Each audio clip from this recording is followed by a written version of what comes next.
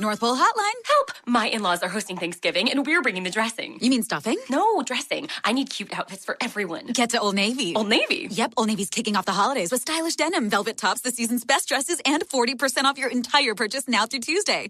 40% off? We'll be stuffing our shopping bags full. And don't forget colorful sweaters and amazing outerwear, too. You can even buy online and pick up in store for free. Ooh, I love an all-you-can-wear buffet. Holiday your heart out at Old Navy and OldNavy.com. Valid 11/18 to 11/20. Exclusions apply. See stores for details.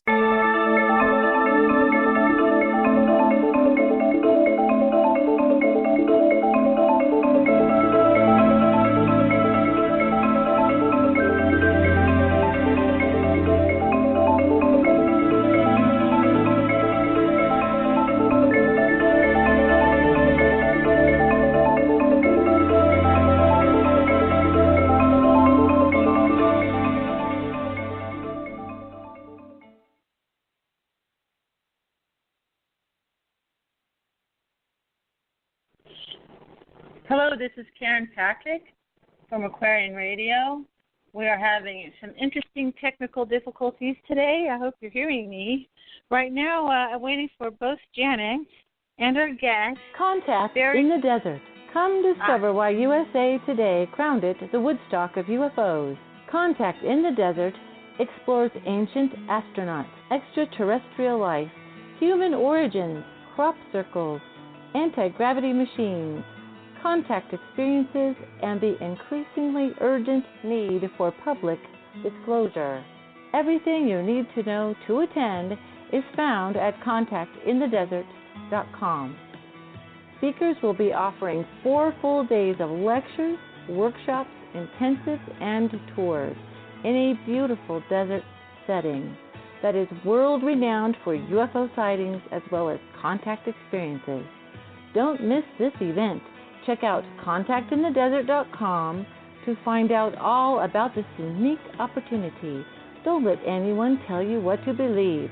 Come and experience it for yourself. That was a brand new commercial I did for Contact in the Desert. It's an event that's coming up in June, and be sure to go to contactinthedesert.com to discover all the details. And I believe we have Janet here in a minute here. While we're waiting for you to come on. Hello? Hi. Oh, my goodness. It's just... well, I was able to run that new commercial I did. And I just thought I stuck the wrong headset on. I heard you go way down there. Is Barry showing up in the queue? No, he's not. Okay. Hold on one moment while I look at the queue from the outside. I'll go on the outside looking in. There's a little Skype button for Barry to press. And I can read the intro to his book if you like me to. Go ahead and read the intro while I will go see where Barry is. Okay. This is great. There's 2 of us. We could actually use 3 of us right now. Okay. Hey, Janet, be sure to do your own. Janet, I've got a slow system. Do your own mute, and that would really help. My own mute. Here we go. Okay, going to mute that. Okay, here we go. Okay. It's just fun having live radio. You never know what's going to happen. We get gremlins, so it's a lot of fun. Might as well have a good time. So anyway, yeah, I was really excited to be hearing about Barry Strohm, who's a channeler, psychic medium, intuitive. Barry, are you there? Okay, now if you go to, I'm going to go on to it. Karen's reading the intro. I was, and she's still on, so we'll just wait and see how I'm not to mute up. blogtalkradio.com, Aquarian Radio, and there's a button. Wait a minute, you just got really muted. Why is this low? Let me turn this up. Okay. Okay, hold on. Okay, Hello. now, when you go to today's show, and you click on today's show, which is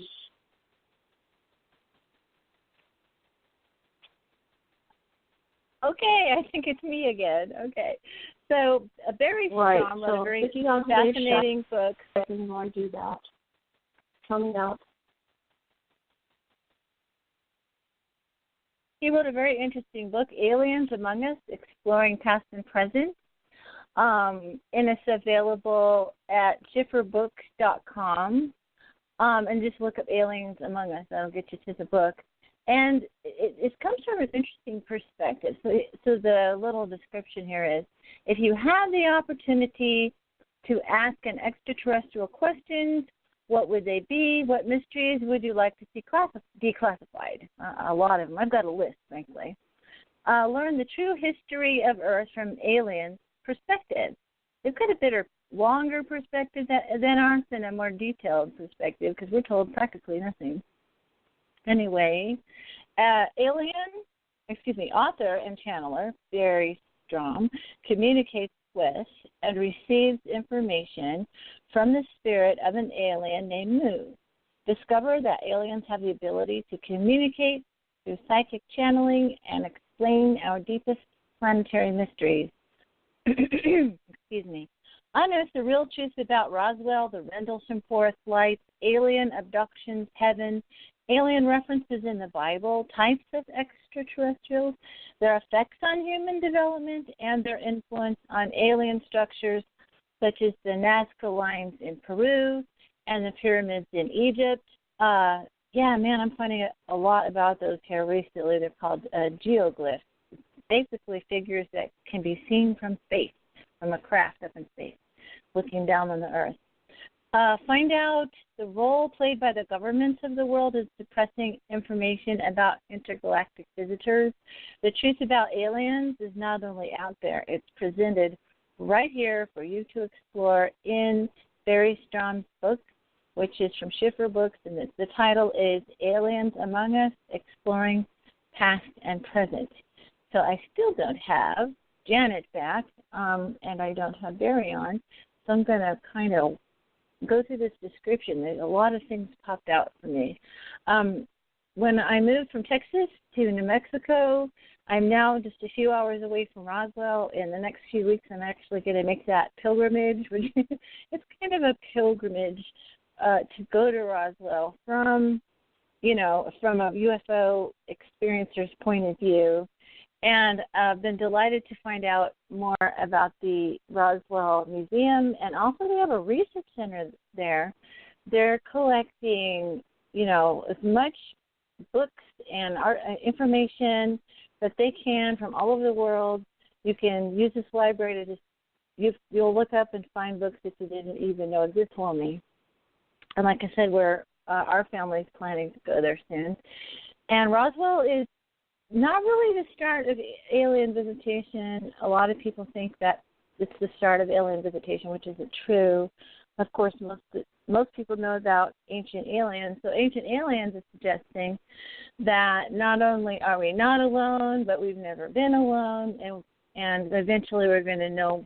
And basically, ancient aliens and all these TV shows and all this information coming out on the Internet is considered soft disclosure, meaning instead of a stark, this first contact event that we're not ready for, that the government are doing a soft disclosure. So we're getting warmed up like getting the bathwater warmed up, so to speak, the boiling water, if you think we're the proverbial frog. And the idea is that we are being acclimated to the idea, whereas in our history and how things have gone for us, is that we've been kept in the dark, pretty much, about, there's now, I had a lot of discussion with people about creationism and evolution. They've been toe-to-toe for a while. And a third option emerges from interventionism, where human history and the planet Earth's history includes where there's been intervention. In the past, they've sometimes called that, let's see if I can get the name right, to be kind of, was punctuated equilibrium. I started to say punctual, but that's not right. Punctuated equilibrium. In other words, that was the combination of the idea of the long-term of evolution and also periods of catastrophe that basically etch-a-sketch the Earth, right?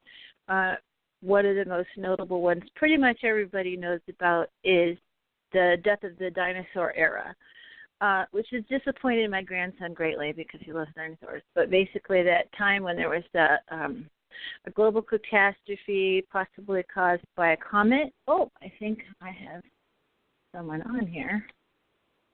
A global catastrophe that wiped out the dinosaurs and then that gave to the rise of the new era. Hello.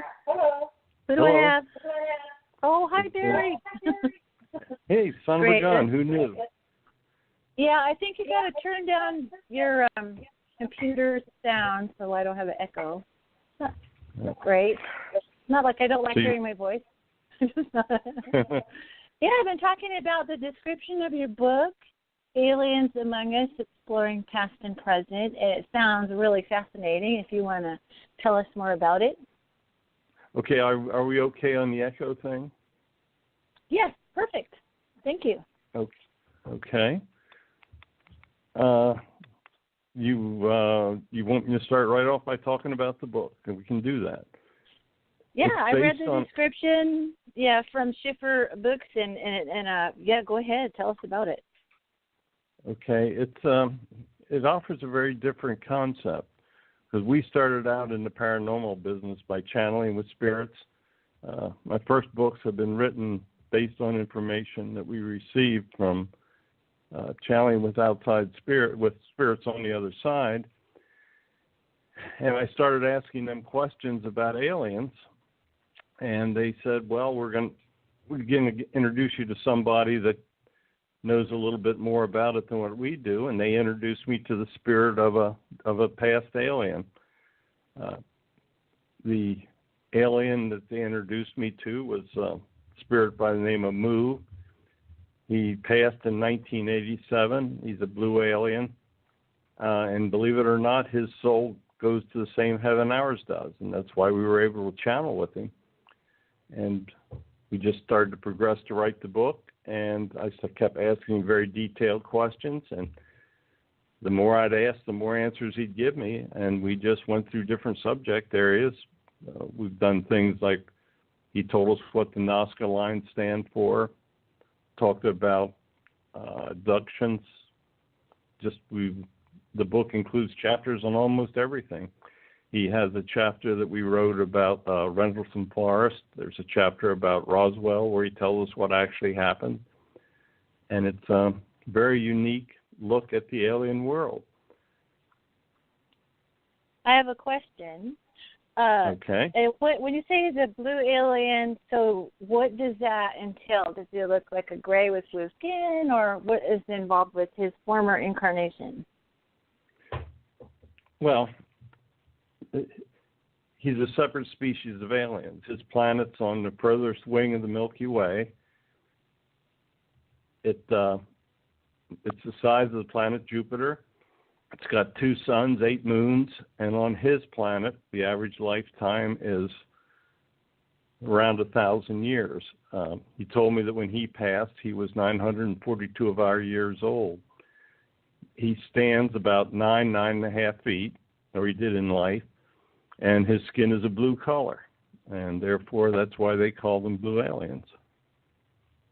That's fantastic. We've had several references to blue aliens here on the show with a witnessing of some blue aliens at a UFO conference. Actually, one of our, Reverend Polk, one of our co-hosts, was talking about, and I've encountered a 12-foot tall blue being myself. And that's amazing because, you know, Karen. Oh, yay. Hi, Janet. To let you know. But go ahead and talk. Yeah. I just want to let you know I'm here. Okay, continue. Well, I actually would love to know about Roswell. In a couple of weeks, my family's going to visit Roswell, so of course we're going to be, in the museum and the research area, finding out more about Roswell actually arriving and taking in the scene. So, what can you say from a ET version of Roswell? Well, Roswell was real. There was a wreck. There were between 4 and 6 aliens on the vehicle. He's actually described them in the book, told me what they looked like, and it was a government cover-up. He goes through, and we describe what happens, how the government became involved, how they put out the false information, and it was a real deal. Oh, I believe that. Janet, do you got anything to ask? Well, I've heard, dozens of variations on the theme of Roswell from different whistleblowers, and it's always interesting to look at it.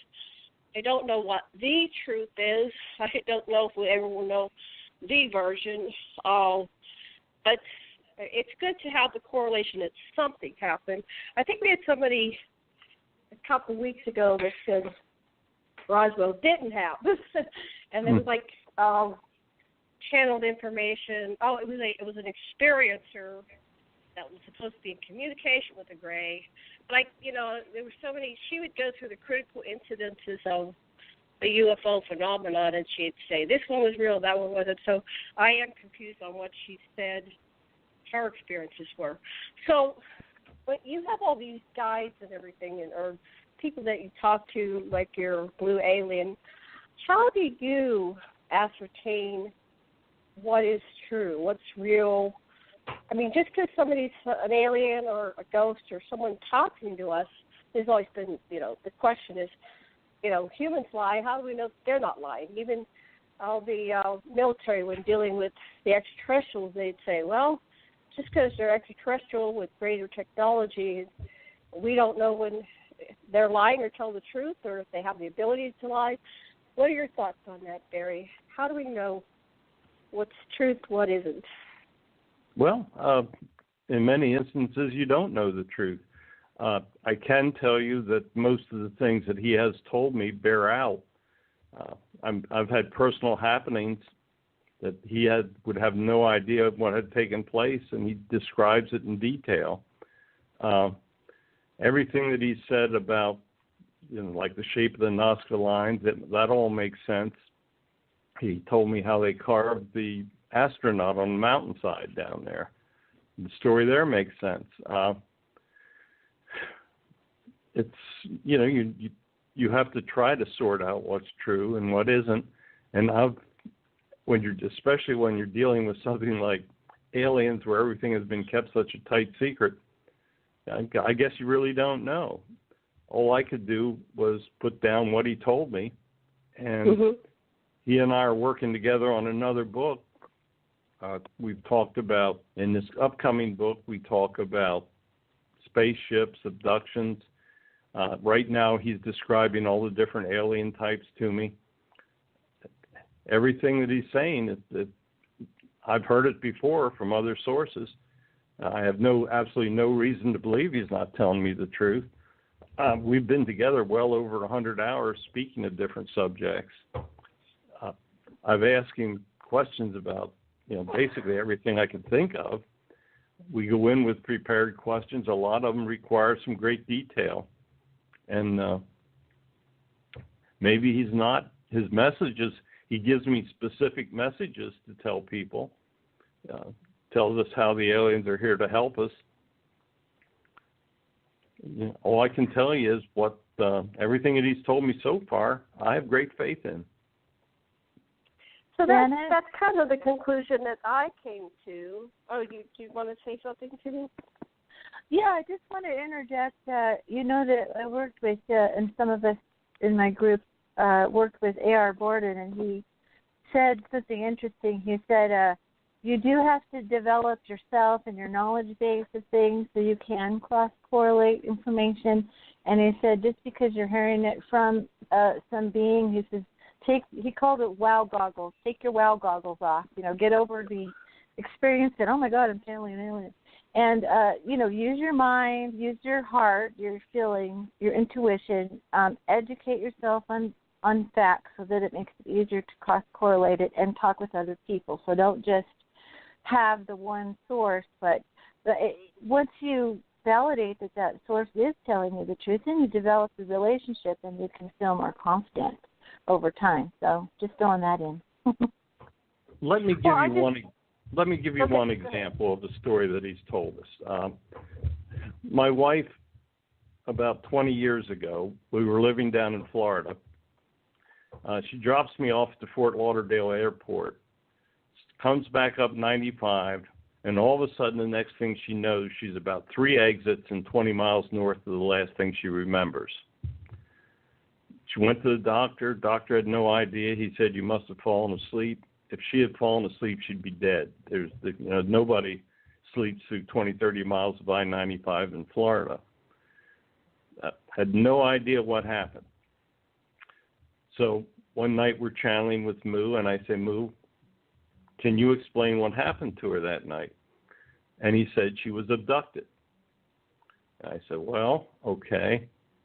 Were you involved? And he said, no, I'm innocent. I didn't have a part in it. And I said, well, how did her car get up the road that far? His answer was, and sometimes he's a bit of a smart ass, he says, it's easy if you know how.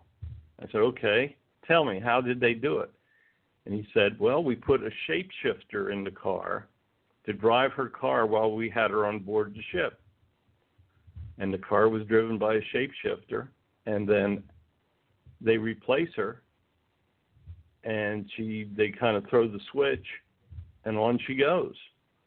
And the story makes sense. I'm not sure there's any other explanation for it.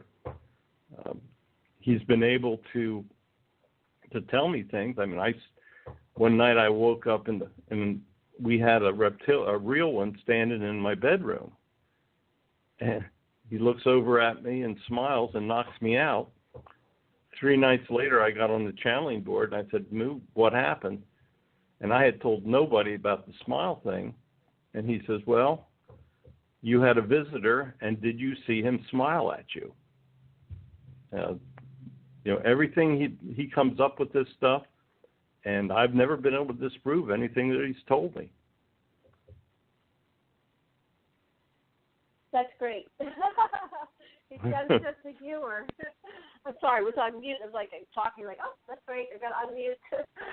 So one of the things that my hypothesis, I won't say it's not true, once again, is that we're all in our own little kind of multiverse dimension, and so all of them are true. It's what resonates with each individual becomes their functioning operating system, their reality.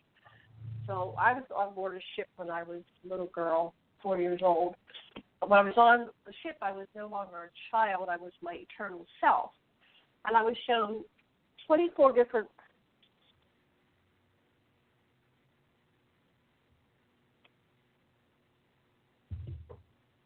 Hello, you just went dead.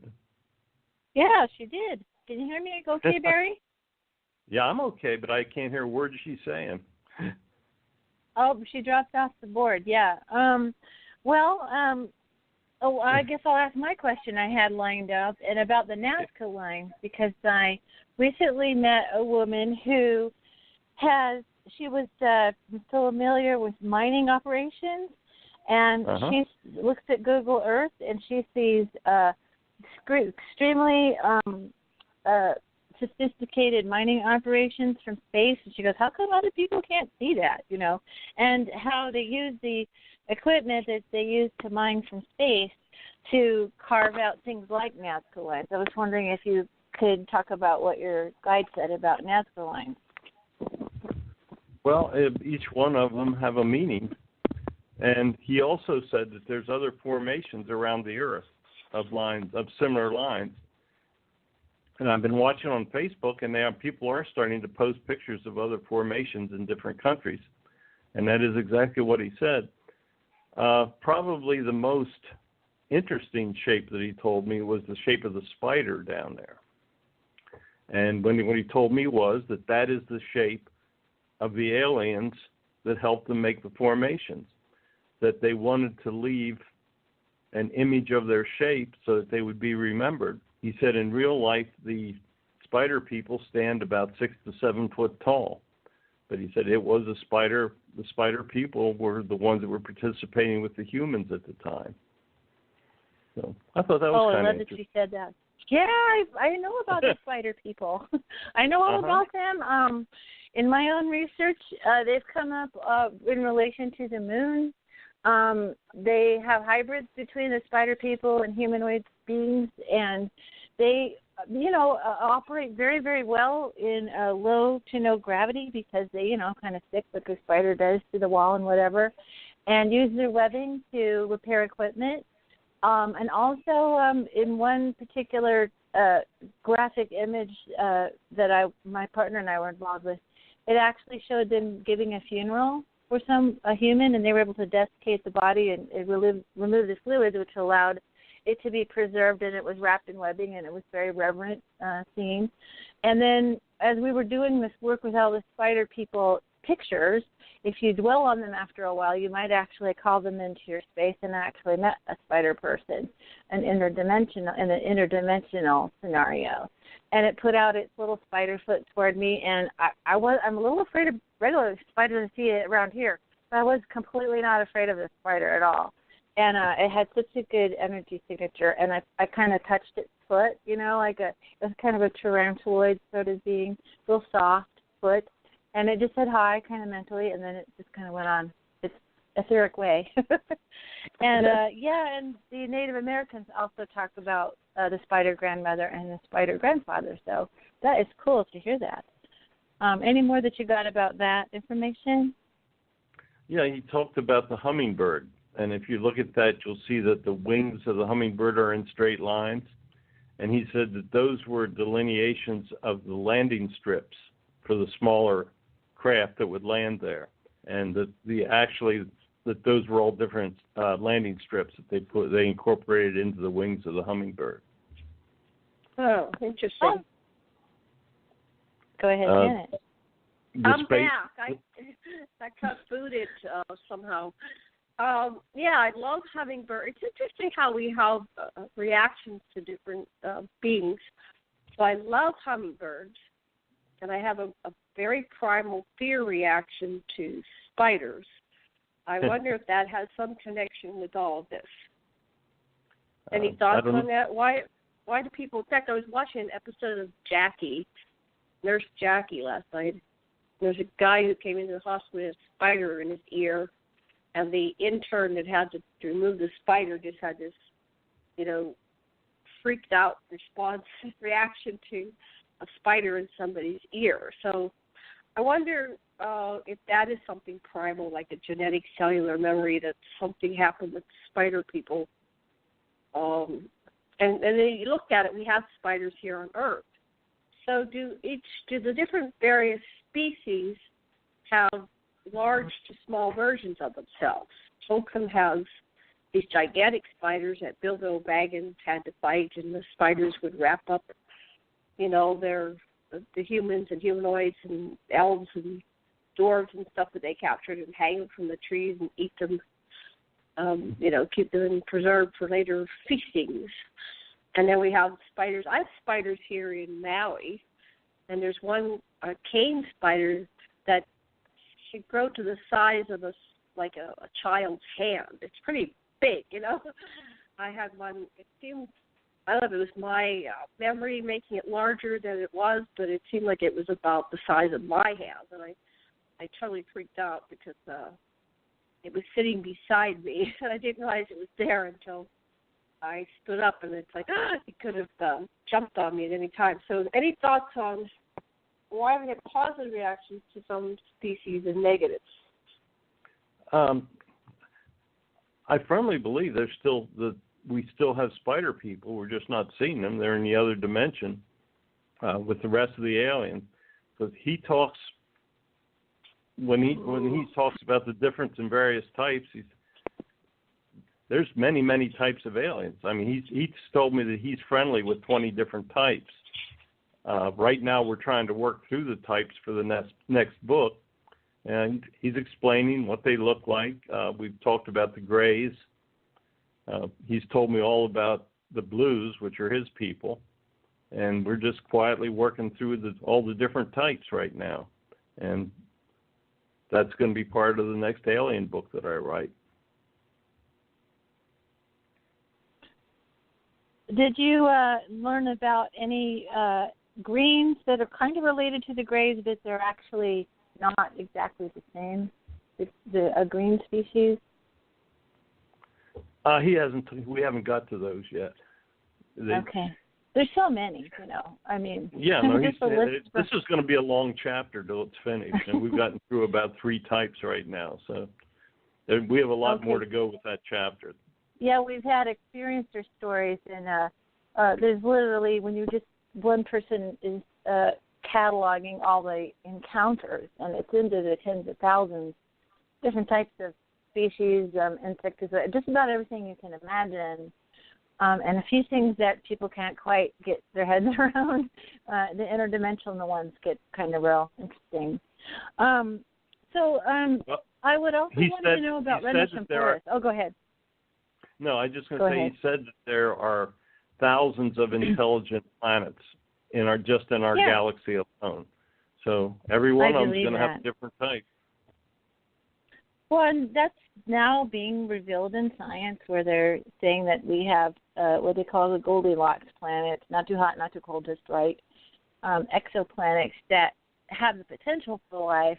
And whereas before we were kind of a cold, lonely galaxy, it seemed we were alone. But, yeah, we aren't, and we're going to find that out.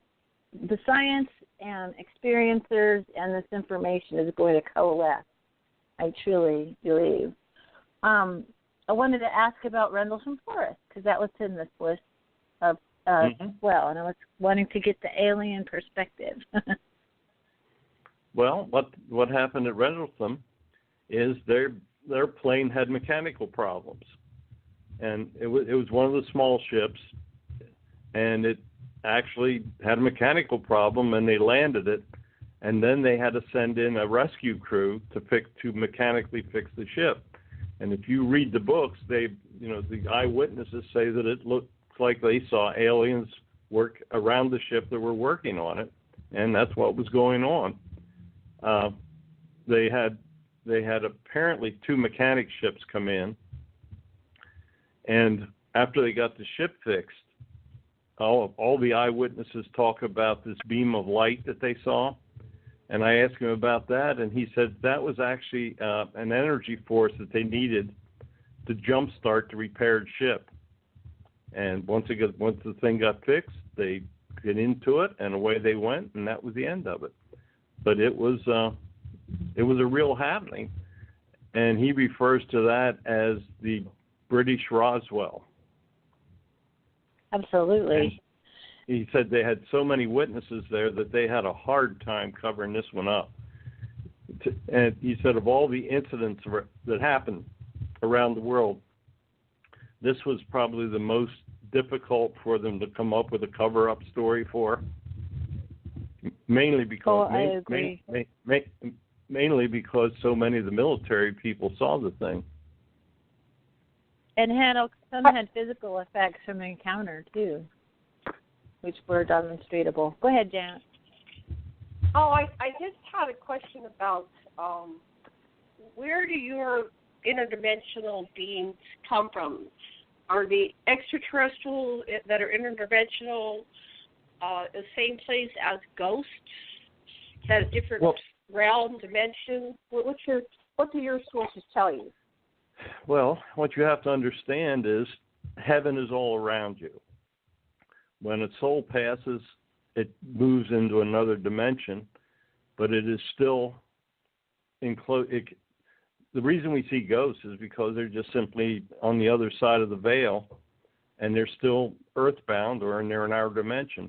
They can move on, but all souls go to the same heaven.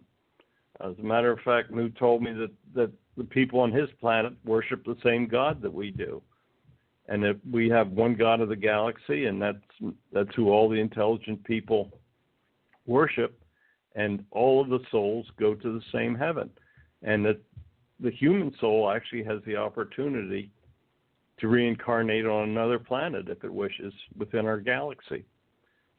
Mu told me that there was a time that he actually reincarnated here on Earth a couple thousand years ago. So part of the educational process the soul has to go through is learning, and to learn, you go through an incredible amount of lifetimes and learning possibilities that are not just here on Earth. I wanted to look at the word worship, and I always thought that was some kind of warping of something. The man who did the research in all the libraries in Sir Lawrence Gardner, he said that worship was actually a working of the word workship. What was your workmanship? So I wonder what the original intention of worship is. To me, a being that's like a God, like Source, wouldn't even have any needs really, especially the need for someone to bow down, pray, and worship them. I always thought that even as a young girl, it's like, what is this worshiping stuff? I'd like both your comments on what do you think was really behind the intention of worship? Was it truly workmanship? What is your workmanship, or was it something else? No, I think it was something else. I think it's paying homage to the higher being or the more intelligent being. He told me that on his planet, God actually sent his son to them about 4,000 years ago. And on his planet, they refer to him as the wise one and still have a celebration where they celebrate his birth, just like we have Christmas here, where we celebrate the birth of Jesus. And he told me that on every intelligent planet, God has sent his son to that planet as to help educate the other souls that are present, whatever form they're in, whether they're grays or whether they're little whites or whatever. I'd like to Is it chime limited in. to? Yeah, like I said, and then you can take it. Is it limited to God sending his son? Does he send a son and a daughter? Because it seems like on the earth, the story of woman, of Nimrod to Enki has been written out. But go ahead, your comment, Karen. Oh, I was just going to say when I was more into a particular religion, I cued on to two aspects of deity that were important to me. One was that this was the creator or the creation, intelligent spirit of everything that creates everything, and that we get to join in that. We get to be creative and co-create with the creator. So it's like the idea of the creator created creators to create. I'm an artist. I dig that. And the other side of it was when people talked about having a relationship with Source or Prime Creator or God. I like that part because it's the idea that you can have an interaction with the spirit deeply in such a way that you're not really feeling alone. Like you feel that you start to chip away at that isolation or that separation feeling and feel like as you live your life, you're spiritually connected to everything, every being, and the Creator, and you get to kind of enjoy and connect with and learn from each other. So that was kind of the things that was the most important to me.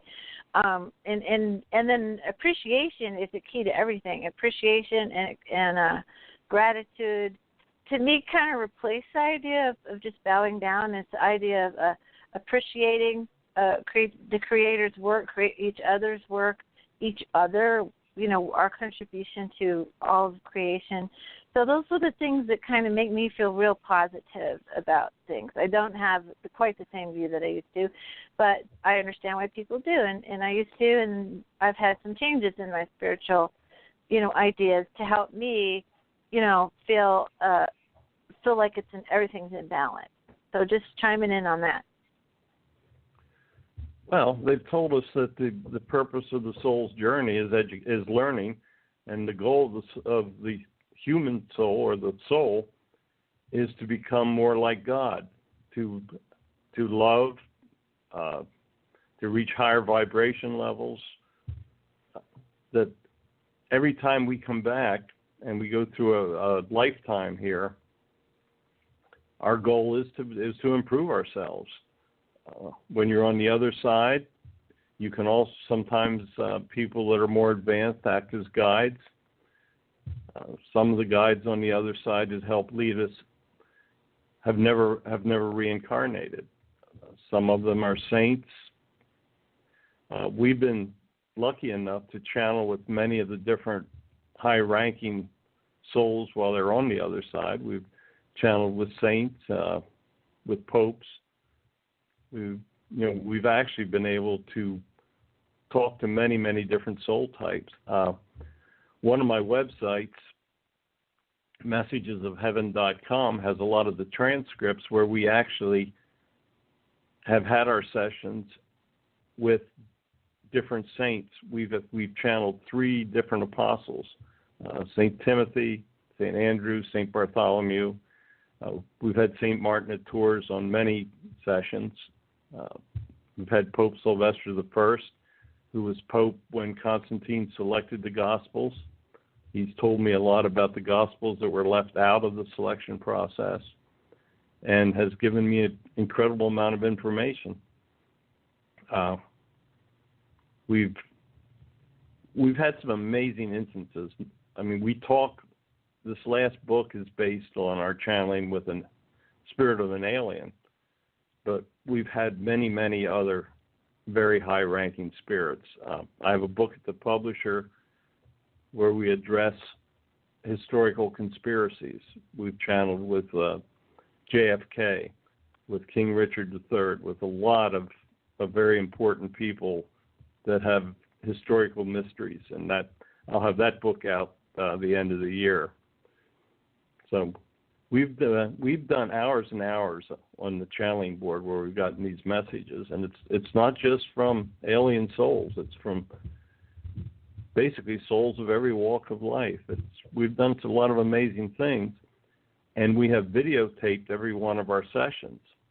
So when I tell you something, or I use a direct quote, I actually have that video and audio on file in my computer. So what happened with JFK? I'm sorry? What happened with JFK? He got shot. And you tell us more. You can't get out that easy. Go ahead. JFK was a very, very interesting spirit to channel with. When you're doing this, you actually, you're in the presence of an American president, and you get kind of overwhelmed as the questioner of this guy. So he comes in, and I ask him, I said, how would you like me to address you? Do you want me to call you Mr. President? And he said, no, just call me Jack. And it was just like talking to a person that hadn't been the president. He told us who was behind his assassination, who fired the shots, where they were, all the background, why he was in a convertible on that day, that Oswald was innocent. I have a whole chapter devoted to it in this book that'll be coming out in about 6 months.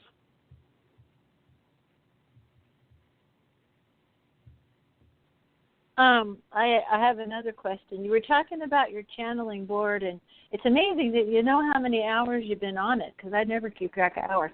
I was just wondering how your process kind of works for getting your messages.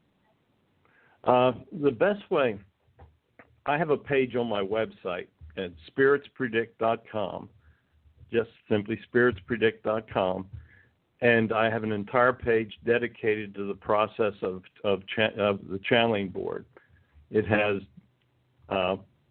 we use a round board that has been, actually we've let the guides themselves design the board. We have a glass top on it, and we use a glass slider that takes 2 people. We'll each put our fingers on the slider, and we'll ask questions, and this thing will move, and it will spell out words, and then the words will give us messages. And we have actually channeled we were taught to channel with friends out in Salt Lake City. And, I mean, everybody, a lot of people will say that, you influence the messages.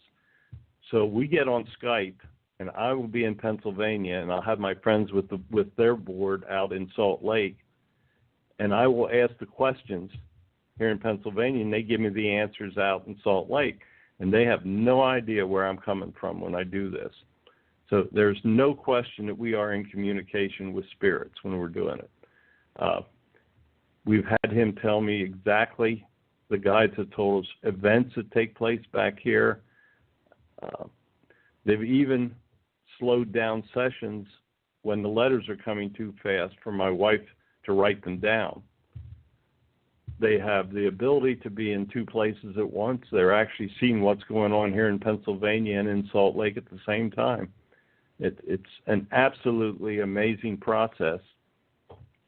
I have a couple videos of us of board channeling that are on another site that I have. It's called ghostsofgoldenlane.com. Golden Lane is my antique gallery here in Pennsylvania, where we have all the ghosts that we talk to all the time, and they're the ones that actually got me started into this. But if you go on to Ghosts of Golden Lane, you can link in and watch videos of actual channeling sessions that are taking place. And you will be amazed how fast this glass flies and spells these words out. We've done it now well over 400 hours, and I've gotten information for 3 books, and I'm halfway through the 4th. And I know they're going to give me a lot more information for more books in the future. Oh, thanks for describing that. That's really great. Janet, do you have any questions? Yeah.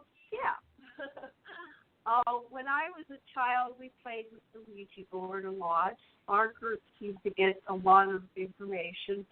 My question is, does it matter if the person that's personing, let's say manning, but personing your board, if they're, because they have to be psychic, can anybody just pick it up? You know, can you like have your nephew come in from the other side or the other room, you know, the child? What's the criteria of the person that's receiving the message, if anything? Well, the person, the higher the sensitivity or vibration of the individual, the better the messages are going to be. It's very, very critical that you take the proper precautions when you're using a board like this, because you are opening the channel to the other side, and there is evil over there. And one of the first things that the spirits told us was never invite evil. We're very, very careful not to do it. The guides themselves have actually given us a prayer of protection. We start every session with this prayer. I'll read it to you, and these are the actual words of the spirit guides themselves. And this is what we say when we start every session. And the prayer goes, God, please grant us your wisdom and protection. Grant us the knowledge that we can handle and keep us safe from all things that will harm us. Keep the messages positive and pure love. Keep us safe from our own ego. We ask these things in the light of the seen, the unseen, and the honesty of God. We actually have a copy of that prayer fastened to the back of the board as additional safety. And in all the times that we've done it, they have watched out for us. We've had some bad stuff try to come through, and they've shut the session right down, and they've ended it, and they've protected us. So it's very, very important that you don't just play with it. You got to know what you're doing. And once again, if you have an interest, you can go onto my website, spiritspredict.com, and go to the page on board channeling. You'll see this prayer. It's there. If you want to try to channel yourself with a Ouija board, I suggest you copy the prayer and use it. And you have to know what you're doing, or you can get your butt in a jam. Have you guys ever, have you somehow created the board or a facsimile of the board that you use? Have you got it for sale, or where someone could find out more about it? Yeah, we started out, our friends out in Salt Lake have been using a board design that their parents came up with, and they've been doing it for over 30 years out there. And we took their board design and had different channeling sessions where we asked the spirits what changes they wanted to make in the design. They took some messages out, changed the configuration a little bit. They wanted me to make the glass removable on the top so that people can put their own decorations on it.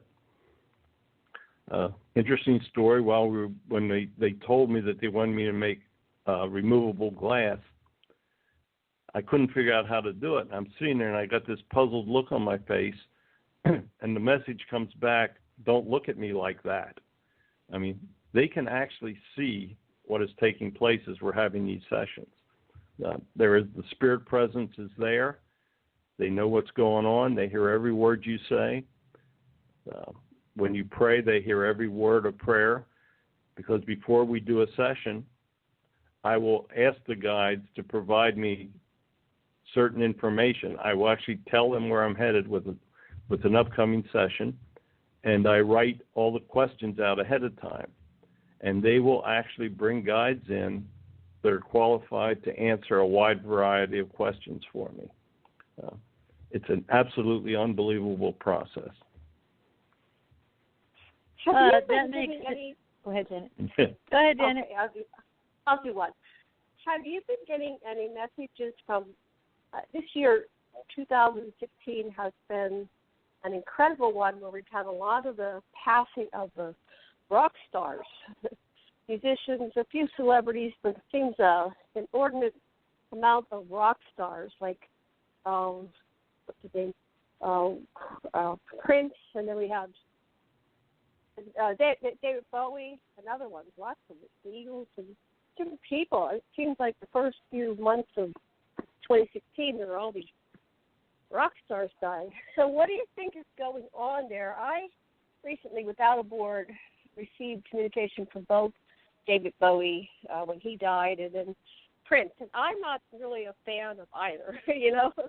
I just didn't pay attention. I don't really know more than one or two songs of each person. I still haven't really studied it, but I was puzzled. But they said to me, I said, why me? What do you? They said, well, it's pretty dark and shadowy over here for the most part when you're right out of your body.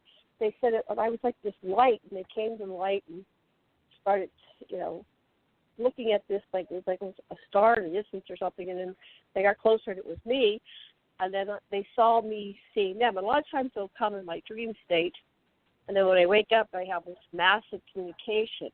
Are you, now that since you've worked with this board, able to receive messages just as an individual with or without the board? Or has anybody in your group developed that ability, now that you're tuned into other beings and other realms, you can receive messages with or without the board? As we're doing this, we will receive messages mentally as well. I prefer the board because it keeps you from screwing the messages up. No matter, you know, people have great mental abilities with messages, but you have to get the messages written down. And when we use a board like this, we are writing their actual words, but sometimes they will give us supplementary messages or tell us to head in a direction mentally. Sometimes we get the guides, when they come in, have actually got to learn to use a channeling board. They'll take the glass and you'll see them circle the letters, learning where the letters are. So every once in a while we'll run into some that are having a real problem and we get bad letters, and we do have the ability to have them supplement the messages mentally. And sometimes they will actually correct words that we give them. And my wife always takes the messages and transcribes them. And the next day I sit down and retype the messages. And I keep every transcript in writing. And sometimes there'll be some problems with letters, and I can actually get the mental messages to get the words corrected as we're going through this. So it's an interesting process, and it's a combination of psychic abilities.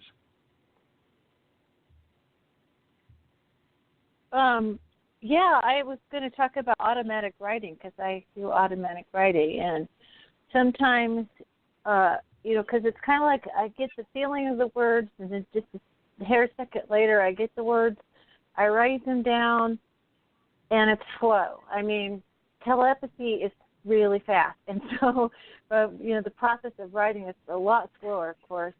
So I've had them just stop me, make me go cross out something or put in a word I missed, or they kind of, correct me sometimes when I get too far afield. And then once I had a document that I actually lost, and I had a very rough typed out copy of it on my computer, and I just said, look, I don't have the original document. This is a rough draft, so help me figure it out. And we went back through it, and the same energy came in. I was able to complete it.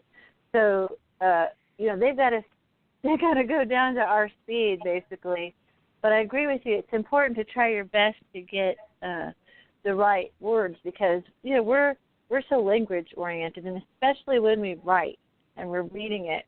That's that decoding process we're doing. It's okay to edit your alien or your guide because we have to try to get it across to people who you're thinking in a certain framework when they're reading versus when they're talking. And then it sounds like it's very businesslike with your because you're trying to get specific messages through. You said some humor has come through, and that's something I've really enjoyed about my guides. I've got one guide who when he's with me, he just pops in and makes comments about whatever's going on with people around me, and it's I'm laughing for no reason. Nobody knows why I'm laughing, but he's making commentary on the human condition, and I really enjoy that. I was wondering if some instances where humor, because I think humor is a universal concept and language. It's not just a human thing. They've got a sense of humor as well. I was wondering if you had any specific examples.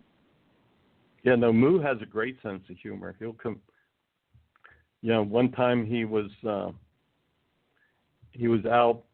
We had missed him for a couple of weeks, and we couldn't bring him in. And all of a sudden, he shows back up, and we asked him where he was, and he said he had a hot date. And I have this picture. Great. I have a picture of him where he appeared to me as a blue flash of light, and I have this picture. And I said, "Is that you?" And he said, "Yeah." He said, "It's a pretty good picture." He said, "It gets me a bunch of girlfriends." And he talks to us just like any other person would. His soul is the same energy our soul is. And well, we're all in the same space. It's exactly right. It really is like you're kind of in a room, a very big room with a lot of other beings, and they're having interpersonal relationships and contacts, and they've got a lot of things going on. We just happen to kind of be barging in a little from our dimension, it seems like. Yeah, no, they're just like they were in life. I mean, we've had one of the more interesting sessions we had was with King Richard III. He came in. He appeared to us about 2 weeks after they found his skeleton over in England a couple of years ago. And he said that for 500 years he was trying to get somebody that would listen to him, he was trying to show him where he was buried. He wanted his name to be cleared from killing his nephews. But when he came in, all the words that he was using were Old English. He talked with the I's and the ye's and the nays, and it was just like you were talking to a person in Old English times. Oh my gosh, it's better than going to a Renaissance fair. Everyone's trying to learn to talk that way. Yeah. Janet, are you there? Go ahead. Yeah, I'm sorry, I dropped off for a second and right back. So you covered, some of these people that are historical figures, you probably don't know all of their story. Have you had them tell you things and then you go and verify it later, like they give you some historical facts and then some information that nobody knows? Have you been able to verify it that way? Oh, absolutely. When these guys come in, we ask them very, very detailed historical questions. We were channeling one night on the 4th of July, and we were over in Gettysburg on Lee's retreat route that his men would have been on after the battle, and we had a Confederate colonel come in that actually was in the channel of the unknowing dead and had not realized that he'd passed. But he started off by saying, "What is this manner of dress? Am I dreaming?" I have a chapter on him in my second book, Afterlife, What Really Happens on the Other Side. And we had this whole conversation with a spirit that thought he had just fought in the Battle of Gettysburg the day before. And I asked him very, very pointed historical questions about who he fought under, where he was, and he just nailed it. Everything he said was exactly what had happened 149 years earlier. And his spirit was in the exact same spot it had been 149 years ago the day after the battle when Lee was in full retreat out of Gettysburg.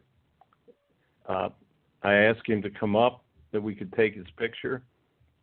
And in my book, I actually have a photograph of a Confederate soldier looking out of a window, staring at a Confederate flag that we were flying for them, because we knew we wanted to try to channel Confederates.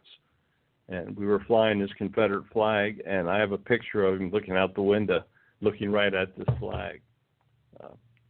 Very interesting situation. It's the only time I think that we've ever channeled a spirit that did not realize he had passed. You know, it's strange. I've heard other people mention how at Civil War battles in particular, how many spirits seem to be kind of lost and don't know that they're dead, or they just haven't passed on from that spot. I was wondering if you got any insights from that in your interaction. They don't realize they passed. They're still out there fighting away.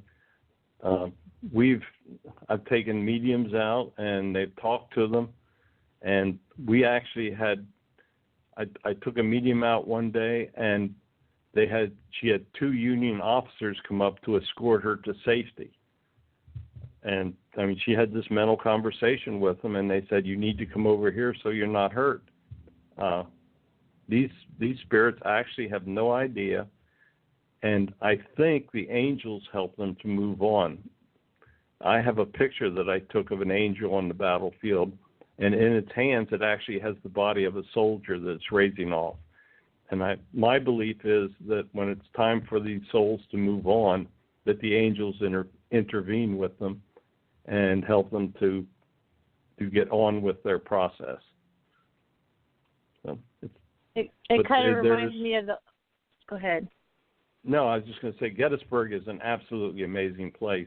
The spirit activity there is beyond anything you can ever comprehend. Well, I had go ahead. Experience once where I was doing a session with my husband. We were doing therapy for a young man whose mother had died when he was an infant. And while we were doing therapy with him, his mother kept tapping me on my shoulder. And, I first was ignoring it, and then I was going, oh, my goodness, what is going on? And then when I tuned in, I'm kind of like in a secondary role. My husband's doing the primary person doing the therapy. And she communicates to me that she says, I want to speak to my son. And so I said, okay. I told Sasha, I know this is very weird, and I didn't even know what the person would think about it. I said, but your mother wants to talk to you. And so my husband studied with Bill Baldwin, and you do a process where you allow the person to come in and talk without taking over your body. So you talk by agreement, and I said, okay, I can do that. So she came in, and she told him some very personal things. He was so positively blamed himself for his mother killing herself. And she said, no, she had a lot of problems. It's a long story, but I'll cut it short. Her father had incested her, and she had a husband, and her father kept raping her. And her father allowed her to have a husband as long as she would allow him to keep raping her. It was back, many, many years ago. And so she said, when I looked down and I saw my youngest of 3 boys, I knew that you were my father's son, and I couldn't handle it. The other 2 children belonged to my husband. So she said, I was overcome by guilt. It had nothing to do with you. It was just my life that I had chosen. She saw the divine perfection of it from that side. But the main thing is when I came, we forgot to do the point where you remove the entity. You tell them, okay, now let Janet go and go back. And so, because the guy had to catch a plane, he had to catch a train, we had to catch a plane, and so we also was like, we've got to run. Oh my goodness, it's really running late. Got all the way home, and then I was like, I felt like I had the flu, and I go, oh my goodness, I just feel really, really sick. And so when I finally, and then it dawned on me, I said, oh, she's still here. You forgot to tell, she communicates to me, because I'm still here. And I said, oh, she's still here. Are you supposed to do something more? He goes, oh, yes, we're supposed to, do this detachment and go back. So when she left, she took all these beings with her, I mean, all these people had died, like you're talking about. They're apparently you're associated with the Mormon country, right? My sister's a Mormon. They have a story that there were all these centuries of wars here, and now as a Anunnaki researcher, we understand that the Americas were not devoid of battles. So the previous generation and ancient cities and lots of wars here. So I was saying to him, it doesn't make sense. How could there be this many people? And these were like ancient people. You could see them leaving and going up, and there was like a big hand were coming down from the sky and reaching for them, and they were just going up, and I could see it in my mind's eye, and I kept like moaning, going, oh. He said, what's going on? I go, well, they're all going, and it was like a moan of awe. It was like a beautiful scene that was unfolding, and the portal was opening. All these souls were being let free and going on to the other side. So I was really blessed to be a part of that, and it seemed to go on forever. I went into a timeless state. I have no idea how much time passed, but what you're saying right now is just hitting home. I grew up in Pittsburgh. That was a huge battle zone there, and I used to go visit Gettysburg, go camping out in Gettysburg, and that whole part. I went over to Amish country, and it just seems like there were souls everywhere. So I really appreciate you doing the work, and there's got to be a way to help these poor souls move on to the other side, to continue their existence and go to the next level, next phase. I used to think there was a way to help them, but I'm kind of coming around to the thinking that when it's time for them to move on, the natural process that the angels move them. When we first started doing this, the mediums would say you need to go to the light and all this stuff. And if you haven't realized that you've passed and somebody's telling you to go to the light, it doesn't. I'm not sure they put that whole package together over there, but I've taken some amazing pictures. See, my first book was called Haunting and History of the Battle of Gettysburg.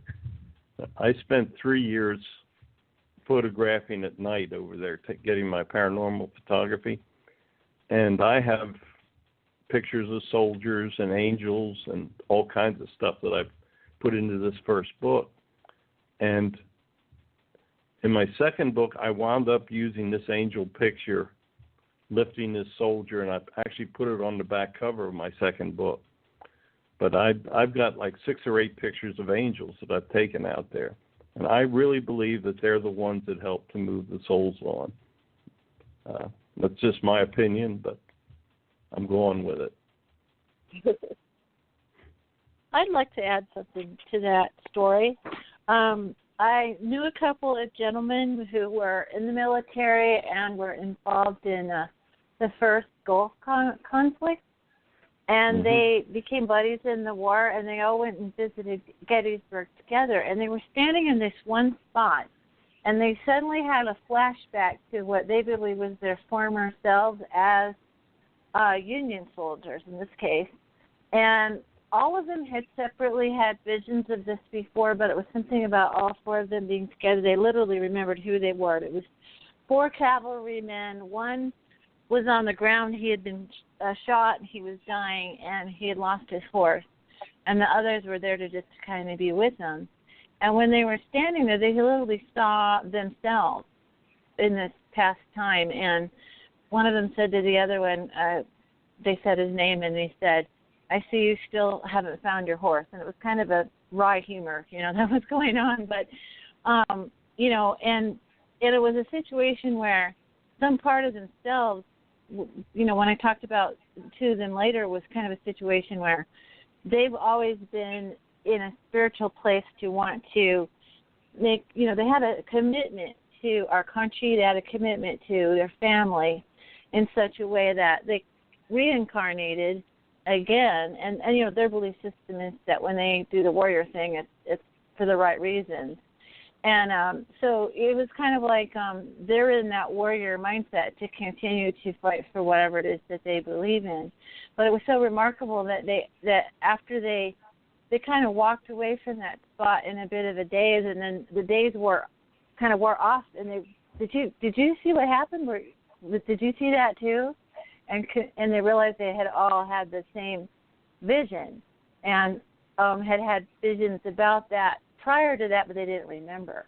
So I just thought that was very interesting. It seems like that's a historical nexus point. We have a friend, Andrew Bishago, who is the time traveler, and several times he was brought, or I was at least once he was brought to that particular time period. So it seems to be an important, like, historical nexus, that Gettysburg battle, for whatever reason. And I was wondering if you wanted to say anything about that or move on to a different topic, or it seems like you've really committed to wanting to know about that, writing a whole book.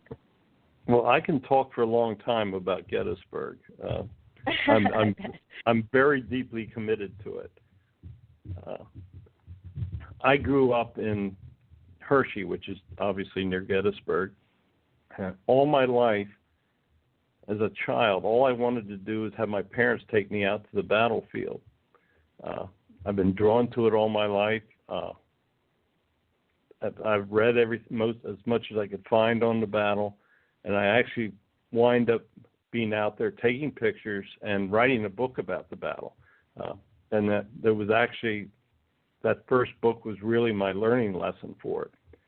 But the more time I spend out there, the more I start to realize just what was happening. I had a spirit here at the store that was a prior life friend of mine, and we started off talking to him on a ghost box, and he introduced himself, and he was actually here to help guide what I was doing. Once we progressed to the channeling board, we got a lot of details from him, and it turns out that Jeffrey and I were prior life buddies, but we were Confederate soldiers, and he and I actually fought at Gettysburg. He told me the regiment we were in. He said we fought the second and third day at Culp's Hill. We both survived the battle, but that we had participated there, and I can go out and find the regimental marker where he told me it was. And this one particular spot of the battlefield it was right at the base of Culp's Hill, and it just always felt like a special place when I'd go out there. There was a wooded path that was behind this stone wall that went down to the creek, and the creek was where the Confederates would have taken the wounded and dying. And it's just a very, very active place. You could always there's always orbs there, and you just had a special feeling. So one night I'm out there at night, because I took almost 50,000 pictures by myself at night out there. And I'm start down this wooded path. And all of a sudden I start to feel fear in my stomach, and I'm not afraid. I talk to him out there. And this voice in my head says, don't go. And I stopped, and I went back about 50 feet, and this big tree fell right on the path where I would have been. And I have pictures of it, and I use it in one of my lectures. Without that voice and that feeling, I would have been under that tree out there at night. And I've always been very interested in the concept of guardian angels and what takes place and who they are and what they are. So about a month or two later, we're on the channeling board, and I asked for Jeffrey to come in, and he does. And I said, I'd known we were Confederate soldiers together out there. So I said to him, Jeffrey, are you the one that saved my life out, that acted as my guardian and saved me from going under that tree?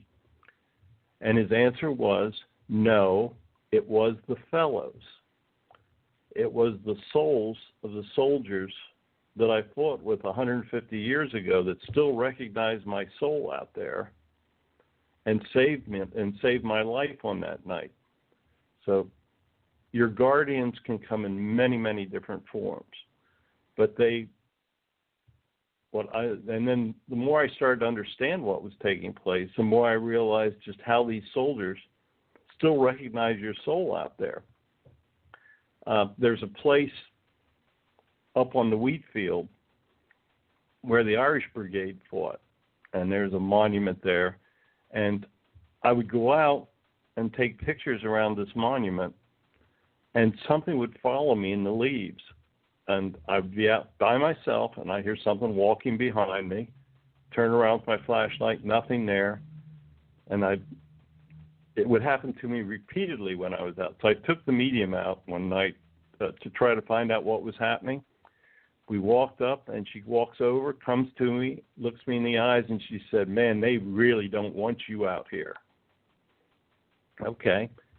So I tried to avoid that spot as much as I could. I try to respect what the spirits want. So one night, the exit road that goes to get out of the park at night goes right past this monument. So it was 10 o'clock. The park was getting ready to close, and it was pretty much deserted. And my wife was with me, and as we drive by this monument, I've stopped in the middle of the road, opened the window to take a couple of pictures at night, and all of a sudden, a stone hit my truck. There was absolutely nobody around. I went out the next day, and I checked it out, and here's this little stone in the middle of the road that had no business being there. There wasn't anything coming off the tree. A spirit actually threw that damn stone at my truck. And then once I learned this was a very strong Union position, and they realized that my soul was Confederate. And for that reason, they did not want me at that particular area of the park, and made damn sure I knew it. So it's an amazing place, and no doubt about it. Well, the spirits have a I have line a drawn out there. Yeah, I have a connection. I want to tie in with. The whole thing about the Civil War and Lincoln. First of all, my ancestors on my mother's side, both the father and the son. It was John W. Shook fought in the Civil War for the North, and his picture is on the Carnegie Museum. It's on the wall. I've walked past it and I go, oh, there's, and that was my mother's father's father, I think it was. So it was my mother's grandfather. So it's not that far removed, right? Her father was born in 1871. My mother's father was born in 1871. So he's very old, and she was born in 1920. So there's that connection. Then I was fascinated with Lincoln as a child, and had this Lincoln book, and she says, and I couldn't understand my fascination. I was just fascinated. She says, well, here's your Uncle Gideon. And my Uncle Gideon Wells was the Secretary of the Navy, which is a very critical position. So I went, oh, very interesting. Then in a meditation class I did in 1989, 1990, we did a weekly meditation with the White Brotherhood. And we started getting more and more information in the weekly meditation group. And I got a very clear vision of, I was a little drummer boy image. So then I was like, well, wow, I've got to look at that. So I started finding books about Lincoln's deathbed. And apparently there, it was a huge ritual with a lot of people. And I remember being a little child playing with the tin soldiers on the floor, and I had somebody else with me, like a cousin or a brother or something, and there were at least two of us just trying to be quiet and being under a table or something. So I've been looking at the death rituals. So there's that connection.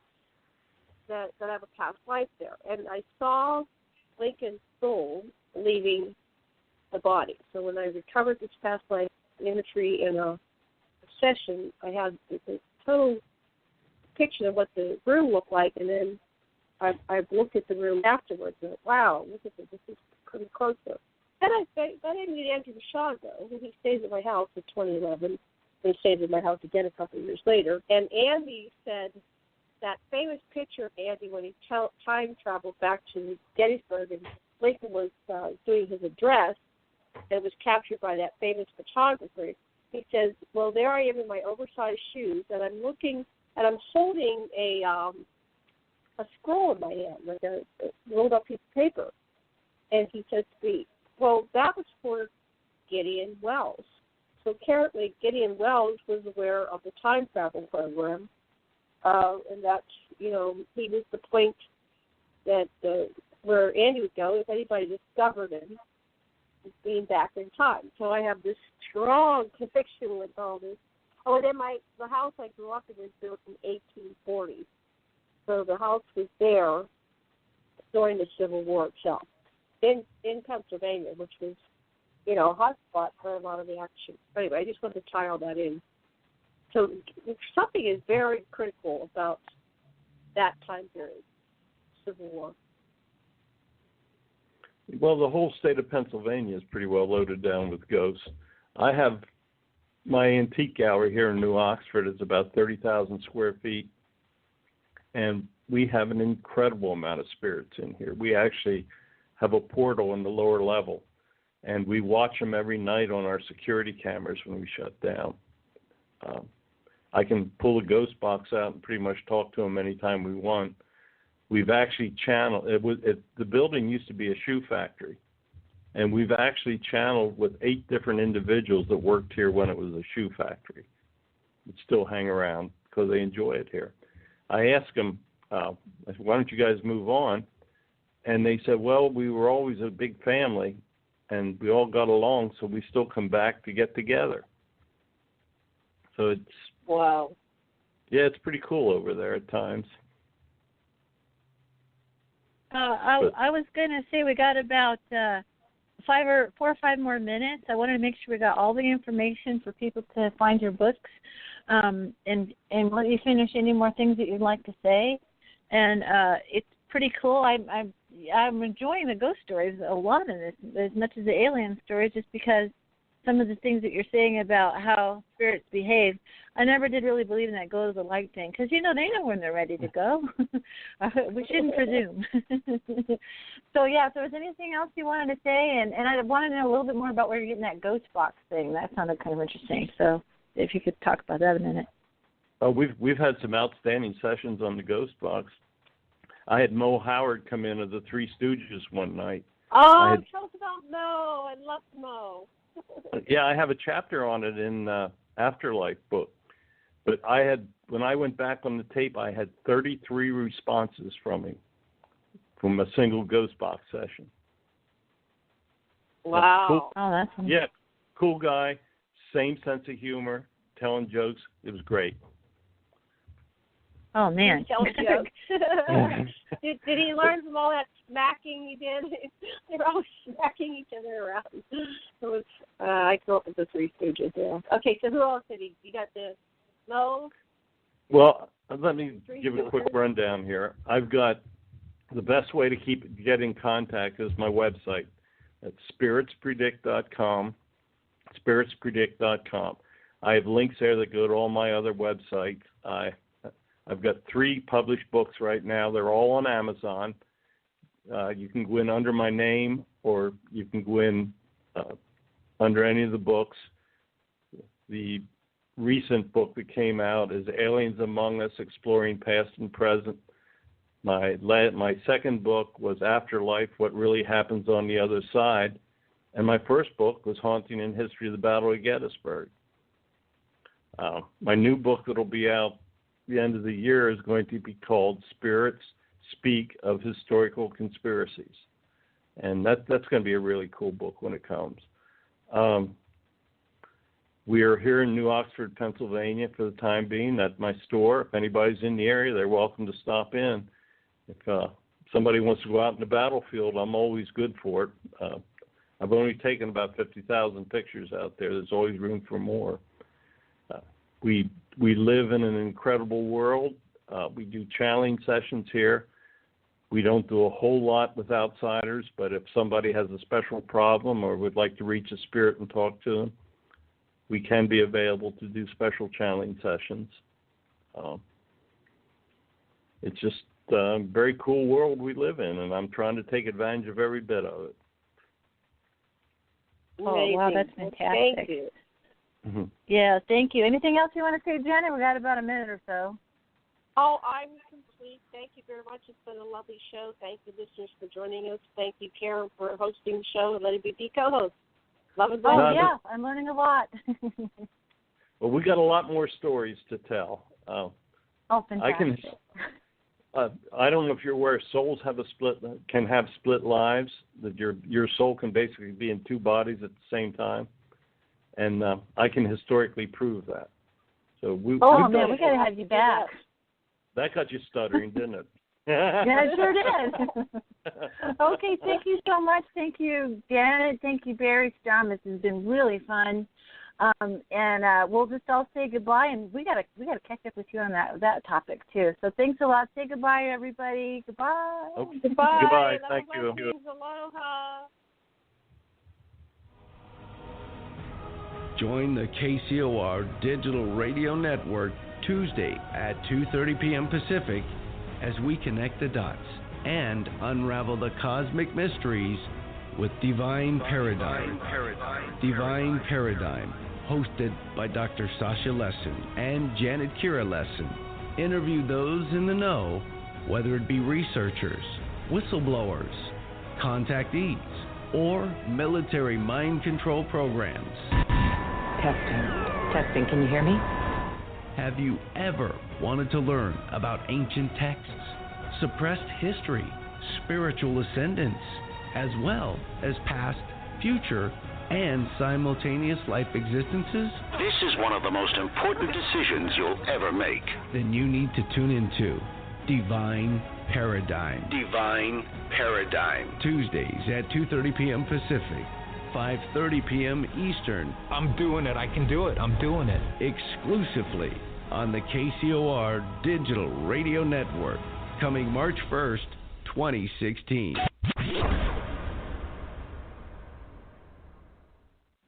Every region of the world and most countries can go back in their history and trace their origins, traditions, and religions to a creator god or an angel from the sky, the stars, heaven, or even underground from the underworld. This is the common story of extraterrestrials seeding our planet. My name is Reverend John M. Polk. I am an international metaphysical minister, a Reiki master teacher, and a medium.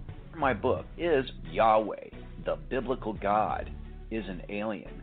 The premise of my book is that there is a real God and that Yahweh is a creator God alien who is indicating he is ready to reveal his alien origins to humanity at this time.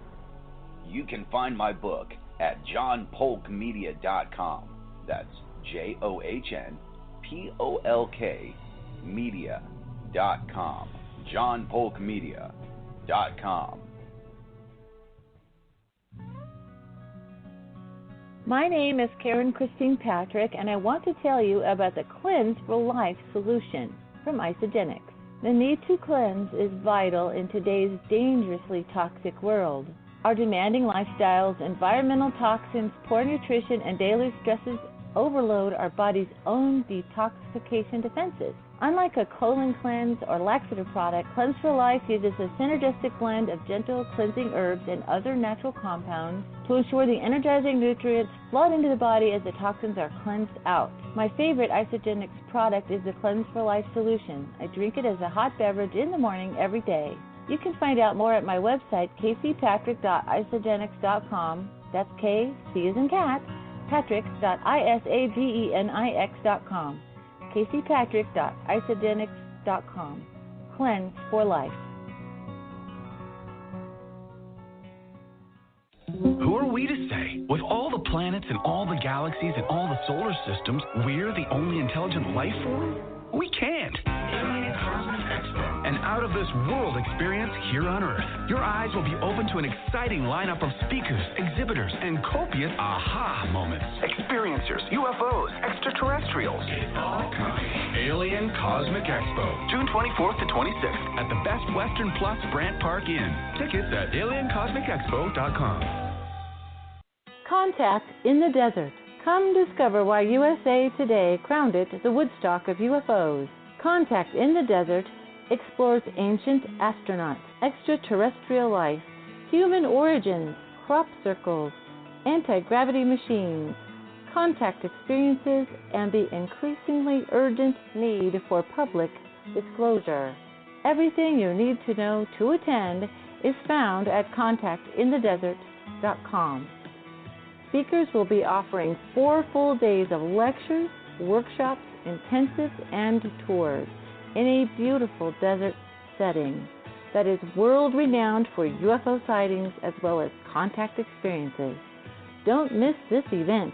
Check out contactinthedesert.com to find out all about this unique opportunity.